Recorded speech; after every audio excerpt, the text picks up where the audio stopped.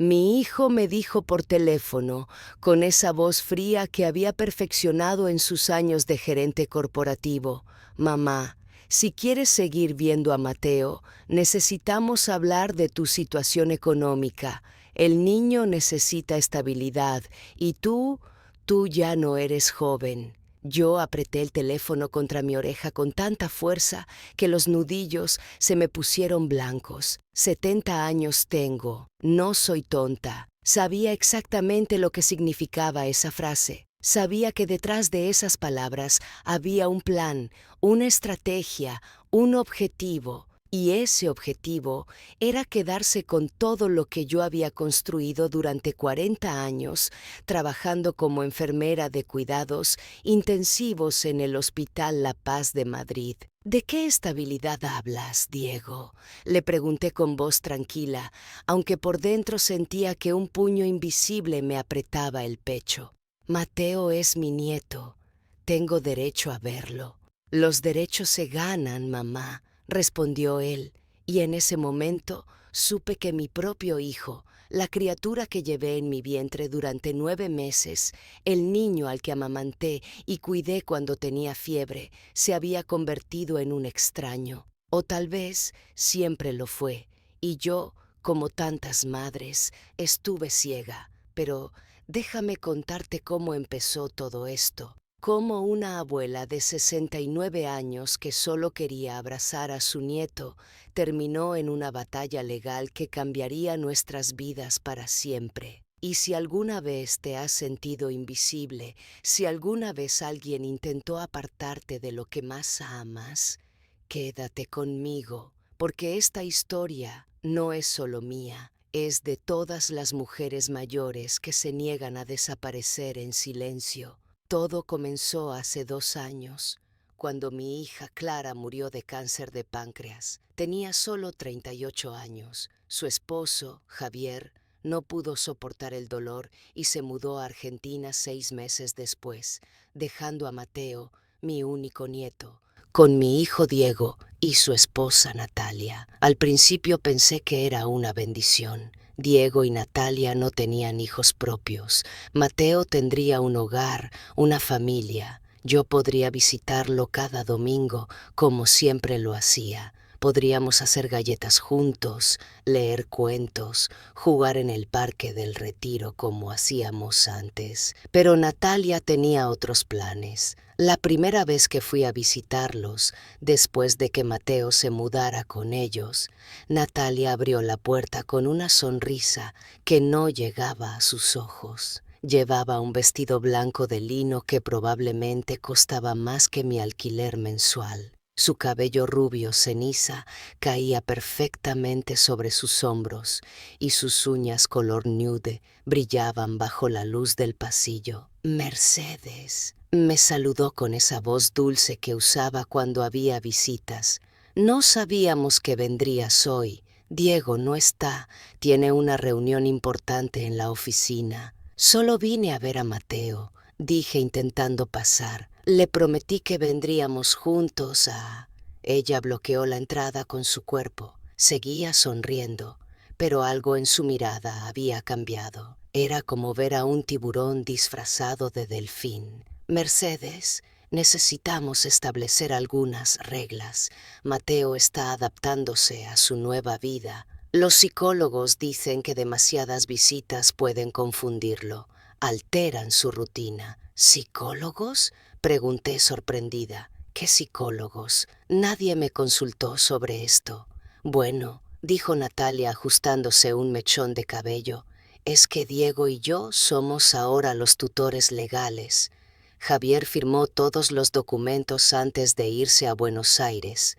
Técnicamente, tú solo eres la abuela, solo eres la abuela. Esas 4 palabras me golpearon como un puñetazo en el estómago, como si los 2 años que pasé cuidando a Clara durante su enfermedad no significaran nada, como si las noches que me quedé con Mateo para que Clara pudiera ir a quimioterapia fueran insignificantes, como si todo el amor que había dado pudiera borrarse con un simple «solo eres». Pero no dije nada, todavía no. porque en ese momento, detrás de Natalia, vi a Mateo, mi pequeño Mateo de 6 años, con esos ojos cafés enormes que heredó de Clara, mirándome desde el pasillo. Tenía puesta una pijama aunque eran las 3 de la tarde y su cabello estaba despeinado.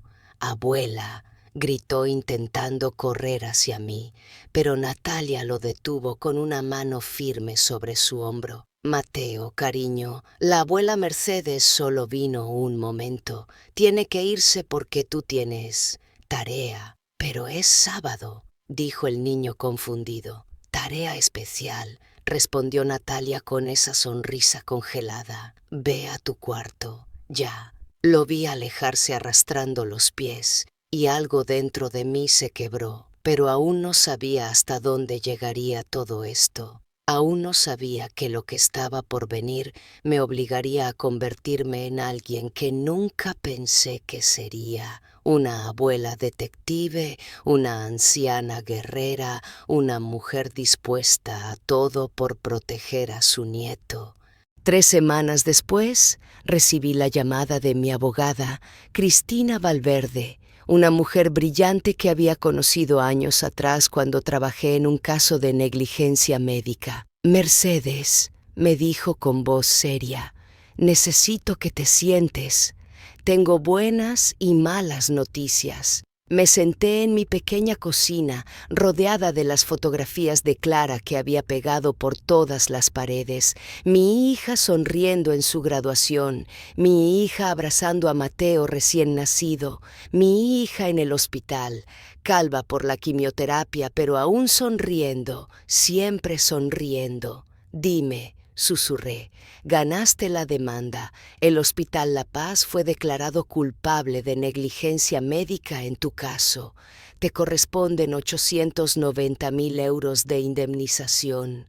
El mundo se detuvo por un segundo. 890.000 euros. Era más dinero del que había visto en toda mi vida. Dinero que venía de años de dolor de espalda, de turnos nocturnos, de pacientes que gritaban y doctores que me ignoraban. Dinero que representaba 40 años de mi vida entregados a un sistema que me explotó hasta que mis rodillas ya no pudieron más. ¿Y las malas noticias?, pregunté, aunque algo en mi estómago me decía que ya las conocía. «Tu hijo Diego ya lo sabe. No sé cómo, pero lo sabe. Uno de mis asistentes vio a su esposa Natalia esta mañana en el juzgado, preguntando por expedientes.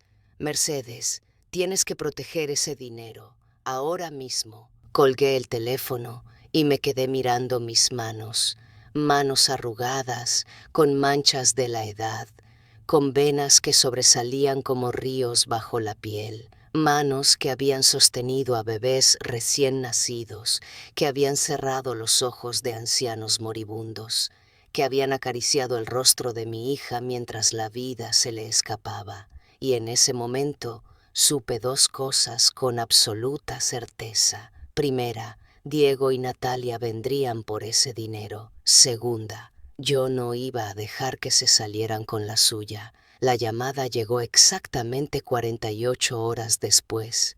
«Mamá, necesitamos hablar urgentemente», dijo Diego sin siquiera saludar. «Ven a cenar el viernes. Natalia está preparando algo especial». «Algo especial», por supuesto, como si yo fuera tan tonta para no ver lo que estaban planeando. Llegué a su apartamento en Salamanca el viernes a las 8 de la noche. Era un lugar moderno, todo cristal y acero, con muebles minimalistas que probablemente costaban más que mi farmacia entera. Sí, porque olvidé mencionar que después de retirarme de enfermería, compré una pequeña farmacia en Lavapiés. No era mucho, pero era mía. Natalia me recibió con un abrazo que olía a perfume caro y falsedad. «Mercedes, qué alegría verte. Pasa, pasa. He preparado tu plato favorito». Mentira. Mi plato favorito era el cocido madrileño que Clara me hacía cada invierno. Natalia había preparado salmón con salsa de eneldo, algo que probablemente vio en Instagram. Diego estaba sentado en el sofá, con un vaso de whisky en la mano. Me saludó con un movimiento de cabeza. Ni siquiera se levantó. ¿Dónde está Mateo?, pregunté de inmediato. En casa de un amiguito, respondió Natalia rápidamente. Pensamos que esta conversación era mejor entre adultos. Nos sentamos a la mesa. La comida estaba presentada como en un restaurante de lujo, pero no tenía sabor. O tal vez era mi estómago, que ya estaba cerrado por la tensión. Diego fue directo al grano. Mamá, nos enteramos de tu indemnización. Felicidades. Realmente te lo mereces después de tantos años de trabajo duro. Sonreí. Gracias, hijo. Pero, continuó él, y ahí estaba la palabra que había estado esperando. Natalia y yo hemos estado pensando. A tu edad, manejar tanto dinero puede ser complicado, estresante, peligroso incluso. ¿Peligroso?, repetí lentamente. Natalia intervino con su voz melosa. Lo que Diego quiere decir es que hay muchas estafas dirigidas a personas mayores, inversiones fraudulentas, bancos poco confiables. Sería terrible que perdieras todo por ser vieja y estúpida. Terminé la frase por ella. El silencio se podía cortar con cuchillo. Nadie dijo eso, murmuró Diego, pero no me miraba a los ojos. Entonces díganme qué proponen, dije cruzándome de brazos. Diego respiró profundo. Que transfieras el dinero a una cuenta conjunta. Nosotros lo administraremos, lo invertiremos sabiamente, y tú recibirás una mensualidad cómoda para tus gastos. Además, agregó rápidamente, estábamos pensando que sería mejor que vendieras la farmacia. Es mucho trabajo para ti. Podrías jubilarte completamente, descansar, disfrutar de tus últimos años. Mis últimos años, como si ya tuviera un pie en la tumba. ¿Y si acepto esto?, dije con voz peligrosamente calmada. ¿Podré ver a Mateo? Natalia y Diego intercambiaron una mirada. Por supuesto, dijo Natalia. De hecho, estábamos pensando que Mateo podría pasar más tiempo contigo. Los fines de semana, incluso semanas completas en verano. Ahí estaba la trampa. Me estaban ofreciendo acceso a mi nieto a cambio de mi independencia económica. Era chantaje emocional disfrazado de preocupación familiar. ¿Y si me niego?, pregunté. La temperatura de la habitación bajó 10 grados. Bueno, dijo Diego dejando su tenedor, esperemos que no llegue a eso, porque si te niegas, tendríamos que cuestionar tu capacidad para tomar decisiones. Hay procedimientos legales. Podríamos solicitar una evaluación psiquiátrica, demostrar que no estás en condiciones de manejar tus propios asuntos. ¿Me estás amenazando?, susurré. Te estamos protegiendo, respondió Natalia con esa sonrisa de tiburón. Me levanté de la mesa, tomé mi bolso y dije algo que ninguna de las dos esperaba. Voy a pensarlo. Les doy mi respuesta en una semana. Vi el triunfo en sus ojos. Pensaban que habían ganado. Pensaban que esta abuela de 69 años iba a rendirse sin pelear. No tenían idea de con quién estaban tratando, porque yo pasé 40 años en cuidados intensivos. Vi a gente morir, vi a familias destruirse por herencias, vi lo peor de la naturaleza humana cuando el dinero entra en juego, y aprendí algo importante. La gente subestima a las mujeres mayores, nos ven como frágiles, olvidadizas, fáciles de manipular. Esa sería su perdición. Esa noche, cuando llegué a mi apartamento en Lavapiés, no dormí. Me senté frente a mi computadora vieja y comencé a investigar. Leyes de tutela, casos de abuso financiero a ancianos, derechos de los abuelos. Tomé notas en mi cuaderno hasta que me dolieron los dedos, y entonces hice algo que cambiaría todo. Llamé a mi antigua compañera de trabajo, Pilar Sánchez, que ahora trabajaba en servicios sociales especializados en protección de menores. Pilar, le dije, necesito tu ayuda. Creo que mi nieto está en peligro. A la mañana siguiente me desperté con un plan tan claro en mi cabeza como si alguien lo hubiera escrito con letras de fuego. No iba a esperar una semana para darles mi respuesta. Iba a usar esa semana para algo mucho más importante: descubrir la verdad. Pilar llegó a mi apartamento a las 10 de la mañana con 2 cafés y una carpeta llena de documentos. Mercedes, me dijo sentándose en mi sofá desgastado, antes de empezar necesito que entiendas algo. Si hacemos esto y no encontramos nada, podrías perder el acceso a Mateo para siempre. Diego y Natalia podrían usar esto como prueba de que estás paranoica, senil incluso. Lo entiendo, respondí, pero algo me dice que sí vamos a encontrar algo. Una abuela siempre sabe cuando su nieto no está bien. Pilar abrió la carpeta. Necesitamos evidencia sólida, testimonios de vecinos, fotografías, registros médicos si es posible. ¿Has notado algo específico que te preocupe? Saqué mi propio cuaderno donde había estado tomando notas desde la muerte de Clara. Mateo ha perdido peso. La última vez que lo vi tenía ojeras. Su ropa estaba sucia. Me dijo que tenía hambre, pero Natalia dijo que acababa de comer. Cuando intenté abrazarlo, se encogió como si tuviera miedo de algo. Pilar escribía rápidamente. ¿Has hablado con sus maestros? ¿Con el pediatra? Diego cambió su colegio. Lo sacó del colegio público Ramón y Cajal, donde iba con Clara, y lo metió en un colegio privado en Pozuelo. No conozco a nadie allí. Y también cambió de pediatra.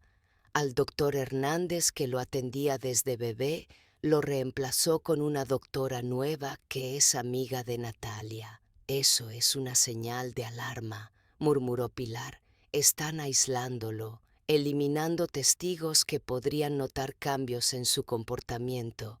Me temblaron las manos al escuchar eso. Una cosa era sospecharlo, otra muy diferente era que una profesional lo confirmara. ¿Qué puedo hacer?, pregunté con voz quebrada. Pilar me miró directamente a los ojos. Necesitas entrar en esa casa cuando ellos no estén. Necesitas ver cómo vive Mateo realmente y necesitas documentarlo todo. ¿Me estás sugiriendo que entre ilegalmente a la casa de mi hijo? Te estoy sugiriendo que uses la llave de emergencia que seguramente aún tienes, la que te dieron cuando Mateo se mudó con ellos por si había una urgencia. Tenía razón, Natalia me había dado una llave por si acaso, aunque probablemente esperaba que nunca la usara. ¿Y si me descubren? Entonces habrás perdido, dijo Pilar simplemente, pero si no haces nada, Mateo ya perdió. Esa tarde, mientras Diego estaba en su oficina y Natalia en su clase de pilates del martes, porque por supuesto revisé su Instagram para conocer su rutina, yo estaba frente al edificio de apartamentos en Salamanca con mi corazón latiendo tan fuerte que pensé que me daría un infarto. Entré al ascensor con la llave en mi mano sudorosa. Subí hasta el piso 12. El pasillo estaba vacío, silencioso. Solo se escuchaba el zumbido del aire acondicionado. Metí la llave en la cerradura. Giró sin problema. El apartamento estaba oscuro y frío. Las cortinas estaban cerradas, aunque afuera brillaba el sol de octubre. Había platos sucios en la cocina, tazas de café con moho, envases de comida para llevar por todas partes. Pero lo que realmente me heló la sangre fue el cuarto de Mateo. Era pequeño, mucho más pequeño que la habitación de invitados que había visto la primera vez que visité el apartamento. Las paredes eran grises, sin decoración. La cama individual tenía sábanas arrugadas y sucias. No había juguetes, no había libros, solo una mochila del colegio tirada en un rincón y ropa sucia acumulada. En la pared, con crayones de colores, Mateo había dibujado algo que me partió el alma. Era una casa, y afuera de la casa había 3 figuras, 2 grandes y una pequeña. La pequeña tenía lágrimas cayendo de sus ojos, y arriba, escrito con letra temblorosa de niño de 6 años, decía: «Quiero irme con la Abela». Me tuve que sentar en su cama porque las piernas no me sostenían. Lloré en silencio, apretando mi puño contra mi boca para no hacer ruido. ¿Cómo había llegado a esto? Cómo mi nieto, el hijo de mi Clara, estaba viviendo en esta prisión fría mientras Diego y Natalia dormían en una habitación gigante con baño de mármol. Escuché un sonido y me congelé. Era la puerta del apartamento abriéndose. «Te digo que la vieja es una maldita molestia». Era la voz de Natalia. Había regresado antes de tiempo. Me metí rápidamente en el closet de Mateo, entre su poca ropa que olía a humedad. «Solo tenemos que aguantarla un poco más», respondió otra voz de mujer. «Una vez que firme los papeles, podemos mandarla a una residencia y listo. Ojalá, pero Diego es tan débil. Todavía la defiende a veces. Ayer me dijo que me estaba pasando con lo de quitarle el teléfono». Mi sangre hirvió. Le habían quitado el teléfono viejo que le regalé para que pudiera llamarme si me necesitaba.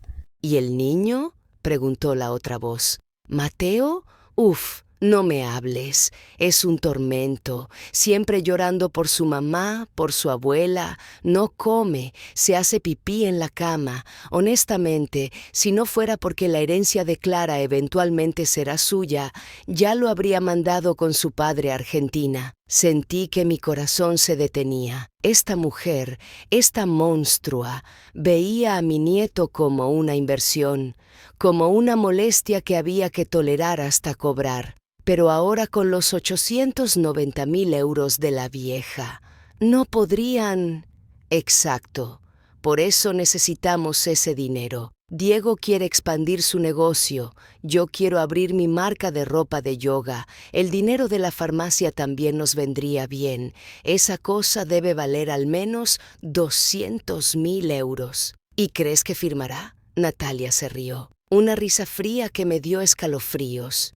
Va a firmar, porque si no lo hace, nunca más verá a ese niño. Y para estas viejas sentimentales, los nietos lo son todo. Es tan fácil manipularlas que hasta da risa. Las escuché alejarse hacia la sala. Esperé 10 minutos eternos antes de salir del closet. Mis piernas temblaban, pero mi determinación era de acero. Antes de irme, saqué mi teléfono viejo y tomé fotografías de todo. El cuarto de Mateo, el dibujo en la pared, los platos sucios, la diferencia entre su habitación y el resto del apartamento lujoso. Y entonces vi algo que me hizo detenerme en seco. En la mesa del comedor había un sobre abierto.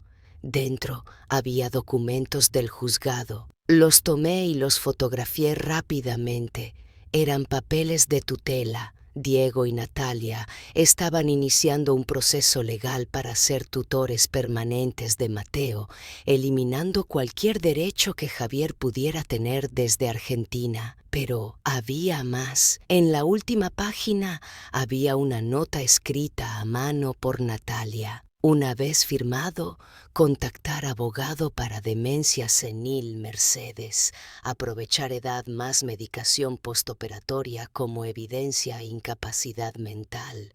Tenían un plan completo: quitarme a Mateo, declararme demente, robarme mi dinero, todo perfectamente calculado. Guardé mi teléfono y salí del apartamento como un fantasma. En el ascensor tuve que apoyarme contra la pared porque me mareé, pero no era de debilidad, era de rabia, una rabia como nunca había sentido en mi vida. Esa noche llamé a Cristina, mi abogada. Necesito hacer algo urgente, le dije. Necesito proteger mi dinero ahora mismo y necesito iniciar un proceso de custodia de emergencia para Mateo. Mercedes, eso es complicado. Los abuelos raramente ganan custodia cuando hay padres o tutores legales.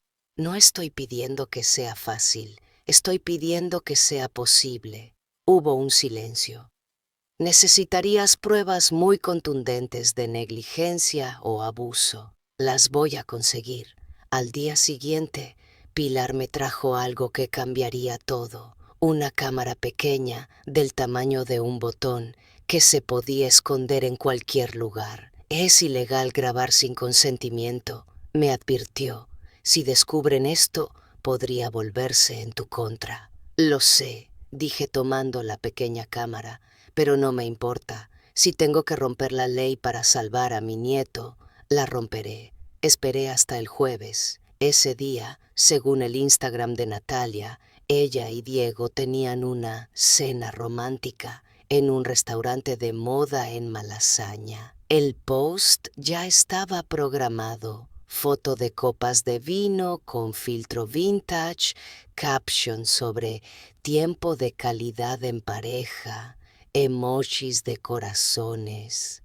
Mientras ellos se hacían fotos para Instagram, yo estaba instalando la cámara en el cuarto de Mateo, escondida en el ojo de su único peluche, un osito café desgastado que había sido de Clara. Perdóname, mi amor, le susurré al osito, pero necesito saber la verdad. Durante los siguientes 5 días, esa cámara grabó todo y lo que vi me destruyó. Vi a Natalia entrar al cuarto de Mateo a las 7 de la mañana, zarandearlo bruscamente para despertarlo y gritarle que se apurara o se quedaría sin desayuno. Vi a Mateo bajar a la cocina, donde le servían cereal con leche. Pero cuando el niño derramó un poco, Natalia le quitó el plato y lo tiró a la basura. Ahora te vas sin comer, a ver si aprendes, le dijo. Vi a Diego ignorar completamente al niño. Ni siquiera levantaba la vista de su teléfono cuando Mateo le hablaba. Vi a Mateo hacer su tarea solo en su cuarto, llorando porque no entendía las multiplicaciones y nadie lo ayudaba. Vi a Natalia salir del apartamento a las 3 de la tarde, dejando a Mateo solo, encerrado, con instrucciones de no hacer ruido porque los vecinos se quejan. Un niño de 6 años, solo, durante horas. Pero lo peor, lo absolutamente peor, sucedió el 5.º día. Era sábado por la mañana. Natalia y Diego habían salido otra vez, supuestamente a hacer compras. En realidad, según las stories de Instagram de Natalia, estaban en un spa. Mateo estaba solo en casa. La cámara lo captó saliendo de su cuarto, bajando a la cocina. Tenía hambre. Buscó en el refrigerador, pero todo estaba cerrado con llave. Sí, habían puesto un candado en el refrigerador. Entonces el niño, desesperado, fue al gabinete debajo del fregadero. Sacó una botella azul. En la etiqueta se leía claramente: limpiador multiusos, tóxico si se ingiere, mantener fuera del alcance de los niños. Mateo desenroscó la tapa, olió el líquido, arrugó la nariz por el olor a químicos, pero tenía tanta hambre que pensó.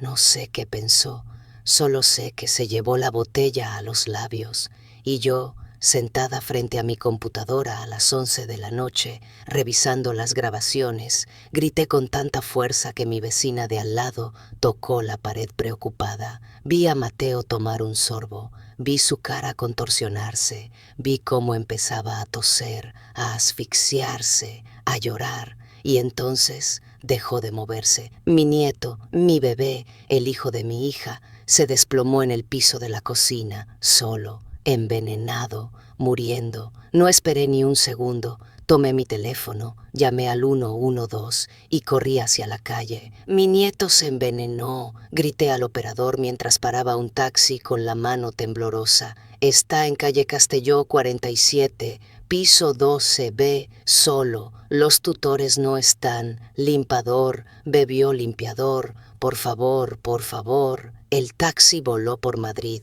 Yo rezaba como no había rezado desde la noche que Clara murió. Dios, si existe, si me estás escuchando, salva a ese niño, llévame a mí. Tengo 69 años, he vivido mi vida, pero él apenas está empezando. Por favor. Cuando llegué al edificio, la ambulancia ya estaba allí. Los paramédicos subían corriendo con su equipo. Yo los seguí, mi corazón latiendo tan fuerte que pensé que explotaría. Abrieron la puerta con herramientas especiales. Entraron corriendo y allí estaba Mateo, en el piso de la cocina, los labios azules, sin moverse. «Es mi nieto», grité. Yo llamé. Un paramédico joven se arrodilló junto a Mateo, le tomó el pulso, le abrió la boca. «Está respirando», dijo. «Débil, pero respirando. Posible intoxicación por químicos domésticos.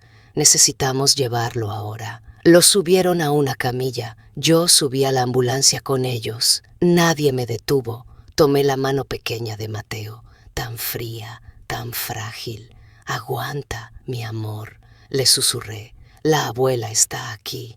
No te voy a dejar solo nunca más, te lo prometo». En el hospital, mientras los doctores trabajaban para salvar a mi nieto, yo hice una llamada. «Pilar», dije con voz que no reconocía como mía, tan dura, tan llena de furia. «Activa el protocolo de emergencia. Quiero a Diego y Natalia detenidos. Quiero que los servicios sociales intervengan. Ahora». «¿Qué pasó?» «Mateo se envenenó. Estaba solo en casa. Lo tengo todo grabado. Cada segundo, cada momento de negligencia, cada instante que lo dejaron solo, con hambre, en peligro». «Dios mío», susurró Pilar. «Mercedes, él está vivo y va a seguir vivo, porque yo voy a asegurarme de que esos monstruos nunca más se acerquen a él». 2 horas después, mientras yo esperaba noticias de los doctores, Diego y Natalia llegaron corriendo al hospital. Natalia lloraba, Diego gritaba preguntando qué había pasado.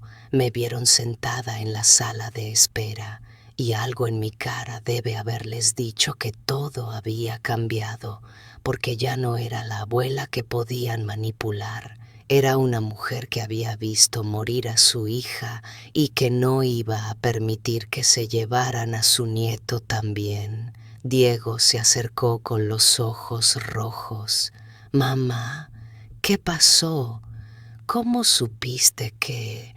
«Cállate», dije con voz tan fría que él retrocedió. «No me hables, no me mires. Cuando salga el doctor, cuando me diga que Mateo está bien, ustedes van a escuchar exactamente lo que va a suceder ahora». «¿Nos estás culpando?», chilló Natalia. «Fue un accidente. Los niños son curiosos. Él...» «Lo dejaron solo», dije levantándome. Mi voz retumbó en toda la sala de espera. Otras familias se voltearon a mirar. A un niño de 6 años, hambriento, con el refrigerador cerrado con candado. Creían que no me iba a dar cuenta. Creían que iba a dejar que siguieran torturándolo. «Estás loca», dijo Natalia, pero su voz temblaba. En ese momento, 2 agentes de policía entraron a la sala de espera, acompañados de Pilar y otra mujer que reconocí como trabajadora social. «¿Diego Romero y Natalia Vega?», preguntó uno de los agentes. «Sí», respondió Diego confundido. «¿Qué sucede?». «Tenemos una orden judicial. Servicios Sociales iniciará una investigación por presunta negligencia infantil. Necesitamos que nos acompañen para declarar». El rostro de Natalia se puso blanco como papel y yo, por primera vez en semanas, sonreí. La guerra apenas comenzaba, pero ahora tenía el arma más poderosa de todas, la verdad. El doctor Ramírez salió de la sala de emergencias a las 3 de la madrugada con el cansancio marcado en su rostro. Me levanté de un salto, con las piernas entumecidas, después de horas de espera. ¿Mateo?, pregunté, y mi voz sonó como un graznido. Está estable, dijo el doctor, y sentí que podía volver a respirar. Hicimos un lavado gástrico. Por suerte, solo ingirió una pequeña cantidad del químico. Sus pulmones están limpios. Va a recuperarse completamente. Me cubrí la cara con las manos y lloré. Lloré de alivio, de rabia, de gratitud. Lloré por Clara, que desde donde estuviera debió haber protegido a su hijo. Lloré por todos los años que me quedaban de vida y que ahora tendría un propósito: proteger a ese niño. Pero, señora Romero, continuó el doctor con voz más grave, necesito hacerle algunas preguntas. ¿Cómo es posible que un niño de 6 años estuviera solo en casa con acceso a productos de limpieza tóxicos? Antes de que pudiera responder, Diego intervino con voz desesperada. Doctor, fue un descuido. Salimos solo un momento. Él estaba durmiendo. Pensamos. Salieron durante 4 horas, dijo Pilar mostrando su teléfono. Tengo las publicaciones de Instagram de la señora Vega. Están geolocalizadas en un spa en Chamartín. Tienen fecha y hora exacta. La cara de Natalia pasó del blanco al rojo en un segundo. Eso no prueba nada, tartamudeó. Yo programé esas publicaciones antes. Entonces, explíqueme, dijo la trabajadora social sacando una tablet. ¿Por qué hay un candado en su refrigerador? Silencio absoluto. Repito, continuó la mujer con voz firme. ¿Por qué un niño de 6 años no puede acceder a comida en su propia casa? Diego abrió la boca, pero no salió ningún sonido. Natalia miraba al piso como si quisiera que se la tragara la tierra. Es temporal, mintió Diego finalmente. Mateo tiene problemas de impulsos, comía a deshoras, el pediatra recomendó. ¿Qué pediatra?, pregunté con voz de acero. ¿La doctora Cifuentes, la amiga de tu esposa que nunca ha visto a Mateo? Porque llamé al doctor Hernández, el verdadero pediatra de Mateo, y me dijo que ustedes cancelaron todas las citas hace 4 meses. Vi cómo Diego se desmoronaba. Los hombros le cayeron, la mandíbula se le aflojó. Por primera vez en su vida, mi hijo no tenía respuestas preparadas. Señores Romero y Vega, dijo el agente de policía, van a tener que venir con nosotros. Hay muchas preguntas que responder.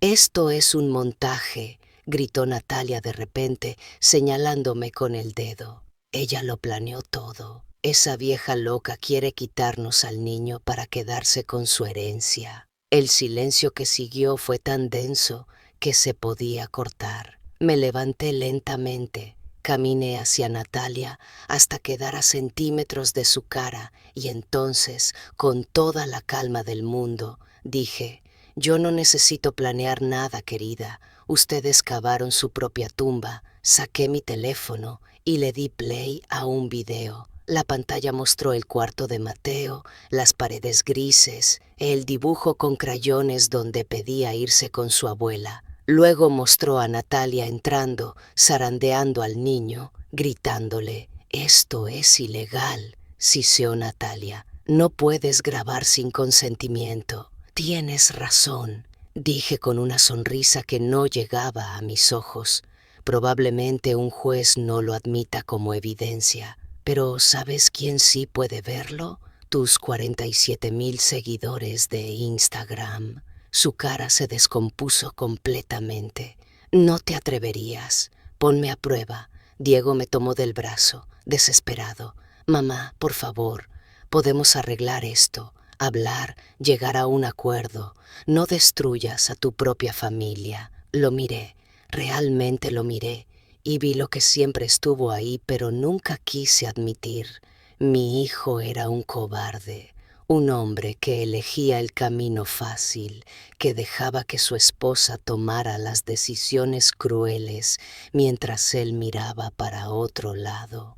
Tú destruiste esta familia, le dije suavemente. El día que decidiste que el dinero era más importante que tu sobrino, el día que me viste como un banco y no como tu madre. Me alejé de él y me dirigí a los agentes. Quiero ver a mi nieto. Ahora. Me dejaron entrar a la habitación donde Mateo dormía conectado a monitores y suero. Se veía tan pequeño en esa cama de hospital, tan frágil. Me senté junto a él y tomé su mano. Ya pasó, mi amor, le susurré aunque no podía escucharme. La abuela está aquí y nunca, nunca más vas a estar solo. Los siguientes 15 días fueron una batalla legal como nunca había visto. Cristina, mi abogada, trabajaba día y noche preparando el caso. Pilar coordinaba con servicios sociales y yo me convertí en algo que nunca pensé que sería, una guerrera. Diego y Natalia contrataron al bufete más caro de Madrid. Su estrategia era simple: pintarme como una anciana senil, obsesionada, que estaba fabricando evidencia por despecho. Presentaron informes médicos falsos sobre mi deterioro cognitivo, testimonios de amigos pagados que decían que me olvidaba de las cosas, que me confundía. Pero yo tenía algo mejor que mentiras. Tenía la verdad. La audiencia se celebró en el juzgado de primera instancia, número 23 de Madrid. Era una sala fría, con paredes color crema y luces fluorescentes que hacían que todos nos viéramos enfermos. Diego y Natalia se sentaron con sus abogados, vestidos impecablemente. Él con traje oscuro, ella con un vestido sobrio y el pelo recogido, sin una gota de maquillaje. La imagen perfecta de padres preocupados y responsables. El juez Martínez era un hombre de unos 60 años, con gafas gruesas y expresión severa. Había visto cientos de casos de custodia en su carrera. No iba a impresionarse fácilmente. Señora Romero, comenzó, usted solicita la custodia de emergencia de su nieto Mateo, de 6 años. Los servicios sociales han presentado un informe preliminar que indica posible negligencia por parte de los tutores actuales. ¿Puede explicarnos sus razones? Me levanté. Mis manos temblaban, pero mi voz salió firme. Su señoría, mi nieto ha vivido en condiciones deplorables durante los últimos 6 meses. Ha sido aislado, desnutrido, descuidado emocionalmente y físicamente, y casi muere por eso. El abogado de Diego se levantó de un salto. ¿Objeción? Esas son acusaciones sin fundamento. El incidente fue un accidente desafortunado que...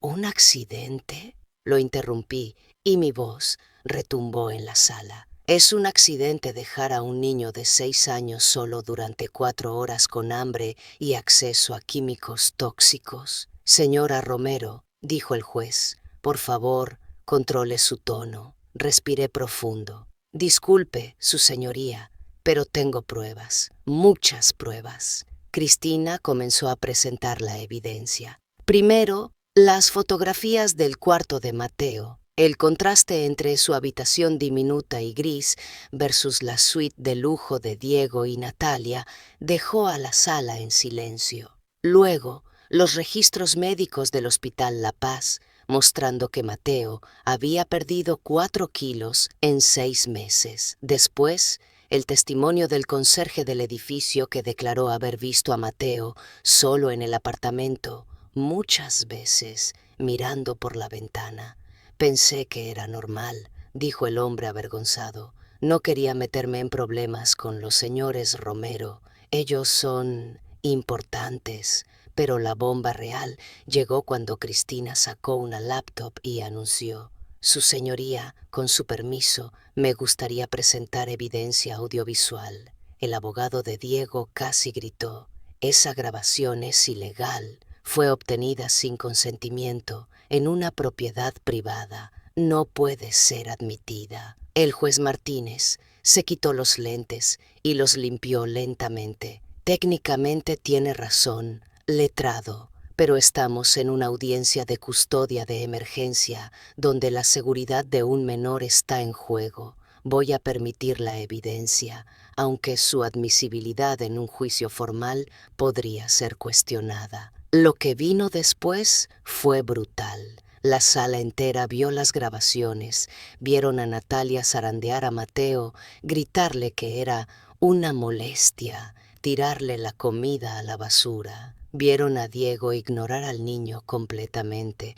pasar junto a él sin siquiera mirarlo. Vieron a Mateo llorar solo en su cuarto, hacer la tarea sin ayuda, golpear la puerta cuando quedaba encerrado. Y vieron el momento exacto en que Mateo, desesperado de hambre, tomó la botella de limpiador. Hubo sollozos en la sala, no míos. Yo ya había llorado todas mis lágrimas, pero vi a la secretaria judicial limpiarse los ojos, vi al juez apretar la mandíbula. Cuando terminó el video, el silencio era absoluto.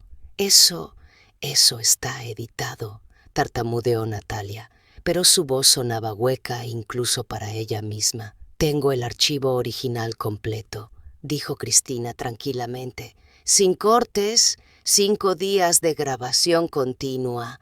También tengo las geolocalizaciones de los teléfonos de mis clientes que coinciden exactamente con los momentos en que dejaban solo al menor. Diego se puso de pie bruscamente. Mamá, por favor, entiendo que estés molesta por lo del dinero, pero no podemos seguir con esto. Mateo es mi sobrino, yo lo quiero, nosotros. ¿Lo quieres?, pregunté volteándome hacia él. ¿De verdad vas a pararte ahí y decir que lo quieres? Sí, dijo, y vi lágrimas en sus ojos, pero no sé si eran reales o calculadas. Es el hijo de mi hermana, yo haría cualquier cosa por él. Menos alimentarlo, menos cuidarlo, menos estar presente cuando te necesita. Saqué otro papel de mi bolso. Su señoría, me gustaría presentar esto. Es una conversación de WhatsApp entre la señora Vega y una amiga suya. Cristina proyectó la conversación en la pantalla grande. La sala entera pudo leer los mensajes de Natalia. El niño es un dolor de cabeza. No sé cuánto más pueda soportar esto. Si no fuera por la herencia de Clara y ahora la plata de la vieja, ya lo habría mandado de vuelta a Argentina. Pero imagínate, 890.000 euros de Mercedes, más 200.000 euros de la farmacia, más lo que Mateo herede cuando sea mayor, casi 1,5 millones de euros. Solo hay que aguantar unos años más. El rostro de Natalia era un poema. Abrió la boca, la cerró, volvió a abrirla como un pez fuera del agua. Yo estaba frustrada ese día. No lo decía en serio. Balbució. ¿En serio?, dije con voz peligrosamente calmada. Entonces explíquenos por qué tiene una reunión agendada con un abogado especialista en incapacidades mentales para el próximo mes. Explíquenos por qué en su computadora tiene un documento titulado Plan Mercedes Demencia.docs. El juez se inclinó hacia adelante. ¿Es eso cierto, señora Vega? Natalia miró a su abogado con desesperación, pero él negó con la cabeza. No había defensa posible. «¿Señora Vega?», repitió el juez. Estábamos... Solo queríamos protegerla de sí misma», susurró finalmente. «A su edad, con tanto dinero, podría ser víctima de estafas, o podría ser víctima de su propia familia». Terminé la frase, que es exactamente lo que planeaban. El juez Martínez cerró la carpeta con un golpe seco que resonó como un trueno. «He visto suficiente», dijo. «Señores Romero y Vega, no tengo palabras para expresar mi repulsión ante lo que he presenciado hoy. Han utilizado a un menor como inversión financiera, lo han descuidado sistemáticamente, lo han puesto en peligro de muerte y además han intentado despojar de su patrimonio a una mujer mayor mediante engaños y manipulaciones legales. Se volvió hacia Diego. Señor Romero, usted es una vergüenza para su profesión, para su familia y para la memoria de su hermana. Diego había agachado la cabeza. Sus hombros temblaban. Mi decisión es la siguiente, continuó el juez. La custodia de emergencia del menor Mateo Sánchez se otorga inmediatamente a su abuela materna, Mercedes Romero. Los señores Diego Romero y Natalia Vega tendrán prohibido todo contacto con el menor hasta que Servicios Sociales complete su investigación. Además, estoy ordenando que el Ministerio Fiscal inicie una investigación criminal por negligencia infantil y posible intento de estafa a persona mayor. Natalia se desplomó en su silla, sollozando. Diego simplemente miraba al vacío, pero yo no sentí triunfo, solo sentí un cansancio profundo mezclado con alivio. Su señoría, dije suavemente, tengo una última petición. Diga, señora Romero, quiero donar la mayor parte de mi indemnización a la creación de una fundación. Se llamará Fundación Clara Romero, en honor a mi hija. Estará dedicada a proteger a niños en situaciones de abuso o negligencia familiar, especialmente cuando los victimarios son sus propios tutores. El juez asintió con aprobación. Es una noble causa, señora Romero. Y también, continué, sintiendo que mi voz se quebraba, quiero que mi hijo sepa algo. Me volteé hacia Diego. Él levantó la vista y en sus ojos vi algo que no había visto en años. Vergüenza real. Te perdono, dije, y vi su sorpresa. Te perdono porque eres mi hijo y porque Clara me enseñó que el odio solo envenena a quien lo carga. Pero perdonarte no significa olvidar. Y definitivamente no significa que volverás a tener acceso a Mateo o a mí. Mamá, susurró. Cuando Clara murió, tuve que elegir. Continué. Podía dejarme morir de tristeza con ella o podía vivir por Mateo. Elegí vivir y voy a usar cada día que me quede en este mundo para asegurarme de que ese niño crezca sabiendo que es amado, valorado y protegido. Salí de esa sala con la cabeza en alto. Afuera, Pilar me esperaba con una sonrisa. «Lo lograste», me dijo abrazándome. «Todavía no», respondí. «Ahora viene la parte más importante». 3 días después, salí del hospital Niño Jesús con Mateo de la mano. Él todavía estaba pálido, todavía tenía miedo en los ojos. Pero cuando me miró y preguntó, ¿de verdad voy a vivir contigo, abuela? Y yo le respondí, para siempre, mi amor. Vi algo que no había visto en meses. Vi esperanza. Los primeros meses fueron difíciles. Mateo tenía pesadillas. Se despertaba llorando, preguntando por su mamá. Moría pipí en la cama por el estrés.